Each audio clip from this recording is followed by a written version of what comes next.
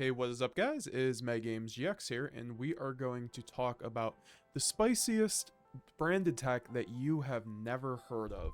This is Gizmek UKA, the festive fox of Fecundity.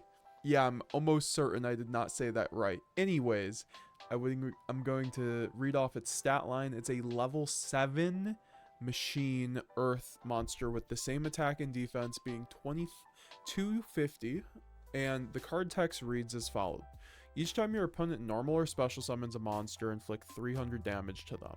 So automatically you already see it's a good time card. You can only use each of the following effects of the Gizmek UKA, the Festive Fox, once per turn. If a monster is special summoned from the main deck, except during the damage step, you can special summon this card from your hand. So that means when your opponent special summons from the main deck, except during the damage step, you can special summon this card from your hand. So that has tons of different applications right now, because lots of decks, including like the best deck in the room, Fiendsmith, Yugioh, and Snake Eye, they both go into a generic link that goes into a Fiendsmith Requiem that can go into a Fiendsmith Engraver from the deck, which means Gizmek UKA can basically summon on top of that Requiem's resolution. So it's already pretty relevant right now. Obviously, there's other decks such as Purely as well is the main culprit that gets to special summon from deck. Also, and I think this will be a very relevant card going forward because I think the Fiendsmith engine will be quite relevant, even upon some bans. So the second effect is the killer, guys. If this card is normal or special summoned, you can target one face-up monster your opponent controls. Special summon one monster from your hand or deck whose attack equal its own defense with a same attribute as that monster.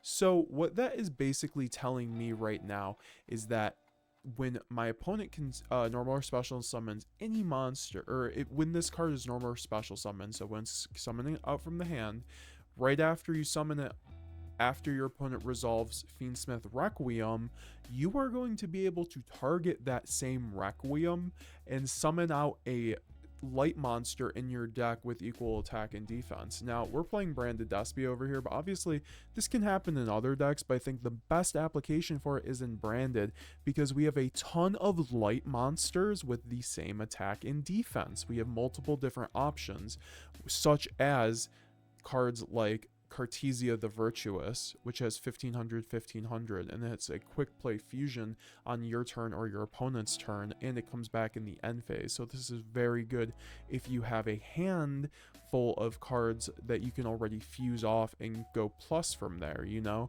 You can actually gimmick lock your opponent on their own turn if you go into Cartesia, or because you could just draw the Albaz plus the Sanctifier and then go into a Lubellion if you... So it's kind of crazy in that regard that this card enables a turn 1 gimmick lock. Like obviously if gimmick lock gets banned, that's fine, but you can also summon out Quem, obviously 1500, which has applications such as sending a card to the graveyard that you perhaps need at the time, and because you can also use this on your own turn. You can use Gizmek UKA on your own turn. There's no restriction in that regard in the text, so you're going to be able to special summon it even on your turn if they go out and special summon from the deck because they have certain cards. There's Yugioh, and then also Snake Eye has multiple options to special summon from their deck on your own turn, so you're going to be able to use Gizmek on your own turn, but I think the biggest application is obviously when you are doing it on your opponent's turn, because then you can special summon out the Cartesia, or you could summon out a Quem like I mentioned before. And I think the best application of it, however, is with a Ecclesia. So Ecclesia is a monster with the same attack and defense, and Ecclesia reads, if your opponent controls more monsters than you do, you can special summon it from your hand, and then you contribute this monster quick effect in the main phase to special summon one Fallen of Albaz or a Sword Soul monster from your deck. So that this card, and then also in the end phase, it gets to come back to hand, kind of like Cartesia if there's a fusion monster in the graveyard. So this card is actually really ridiculous in the context of Uka, because this card obviously is a quick play Fallen of Albaz. So this card in the past has been used as a end board piece in old branded decks.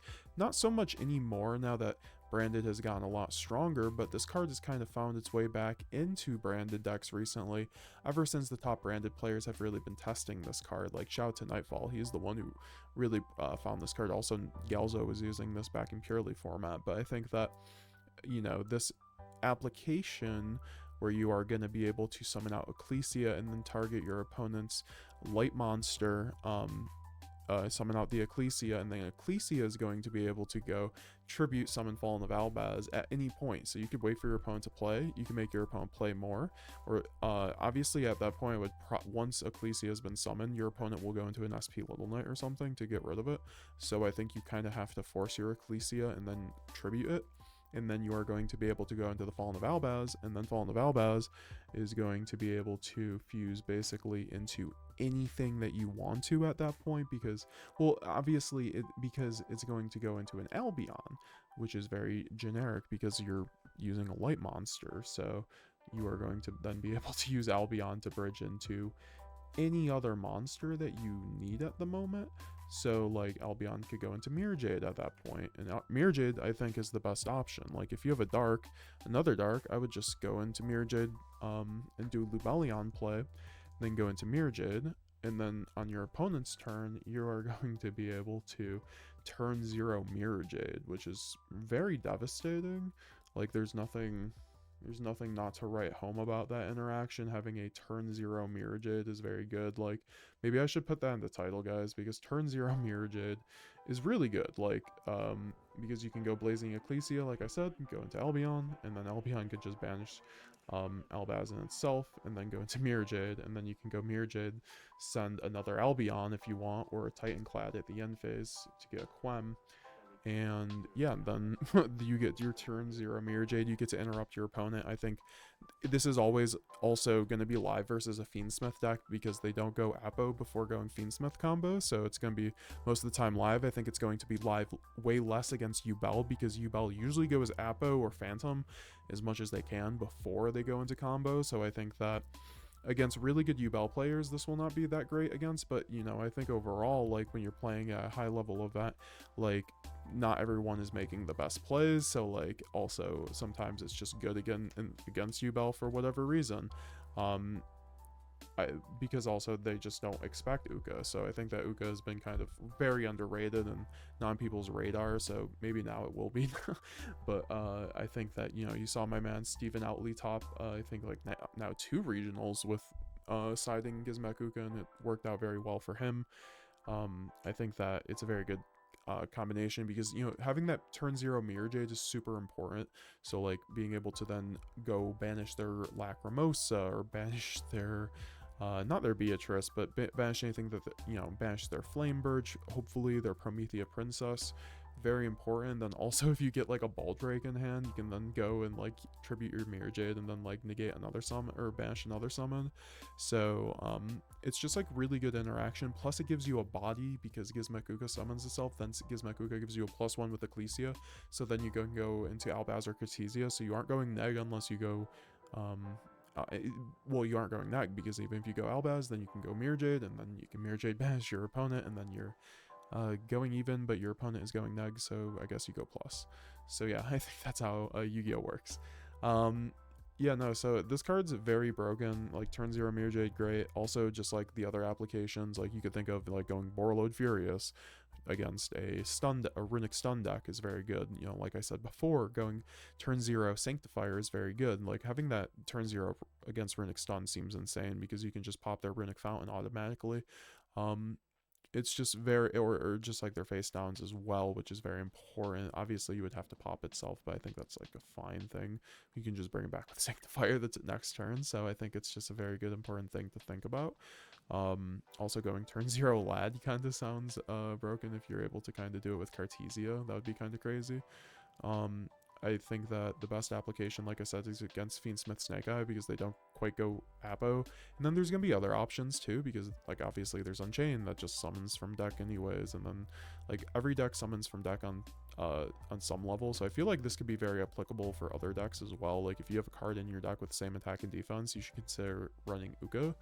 Especially if it's light, especially if it's light, but just like always consider like the metas that go in and out, like, oh, this attribute lines up and have zero, this has same attack and defense, well, Uka is going to be viable right here. There's lots of cool things you can do because you can summon on either turn, just depending on the situation, but I think it's going to be mostly a hand trap on your opponent's turn, so it always pairs well with another hand traps, perhaps, but just the fact is, you might ask, is Gizmek UKA going to be worth it? And I do think so. I think upon testing with the people who've been running it, they say it's like, it's kind of, you know, anecdotally something that has really just been game changing for their matchup against Snake Eye, and mostly Fiendsmith variants in general, just because of their consistency for going always into a special summon from deck. So guys, pick up your Ukas, go try it out, especially with the new meta. I think that it will be a pretty good option because people will still probably be on Fiendsmith. So consider it. What do you guys think about this cool tech? Let me know down below. Be seeing you guys later. Oh, and I totally forgot. I want to mention that Gizmek UKA, like Stephen Outley and shout out to Yassine also, they kind of made up this theory where you can use Gizmek UKA because it's a level 7 and you have level 4 tuners in your deck. So if you want to play around Spooky Dogwood when your opponent goes Spooky Dogwood, and then they gain like 8 to 12k life, if you need to make up that difference, you can, on your crackback, obviously, on turn 3 when you don't go Branded Fusion, you can go Uka, and you have Uka on field. You can go Uka, like summon out Cartesia or Quem, level 4 tuner, or even the Ecclesia if you have a way to get back, obviously, because it comes back. You can go into the level 11 Psychic and Punisher, aka Pep. This thing is certified goated in versus Spooky Dogwood if you want to be able to equalize the life and then go for OTK. It's very good under time. So this is just another plus of Uka being able to do weird things like that.